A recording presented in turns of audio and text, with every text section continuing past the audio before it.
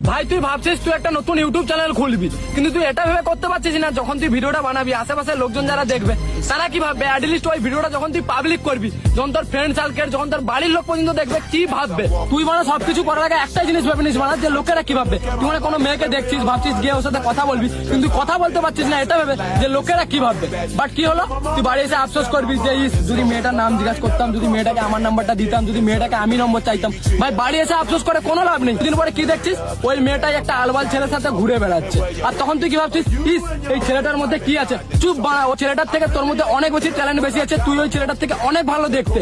ছেলেটার মধ্যে এমন একটা জিনিস আছে যেটা তোর মধ্যে নেই। ওই ছেলেটার মধ্যে বলার সাহস আছে, ওই ছেলেটার মধ্যে এ সাহসটা আছে যে লোকেরা আমার বাল ভাববে, কিন্তু তুই সবসময় লোকের কথা ভেবে কিছু করিস না। তুই দেখছিস অনেক ছোট ছোট ইউটিউবার তোর সামনে বড় হয়ে যাচ্ছে, আলবাল ভিডিও বানিয়ে তুই মানে দেখছিস তো আলবাল ভিডিও বানিয়ে কিছু করতেই পারবে না। মানে দুদিন পরে দেখছিস সেই সিলভার প্লে বাটন আনপ্যাক করছে, দুদিন পরে দেখছিস সেই গোল্ডেন প্লে বাটন আনপ্যাক করছে। তখন কি ভাবছিস, হায় বাড়া এ বাড়া এত বড় হয়ে গেল। হ্যাঁ ভাই ও করেছে, ওর মধ্যে কোনো ট্যালেন্ট নেই, তোর মধ্যে হাজার ট্যালেন্ট আছে, তুই কর না বাড়া।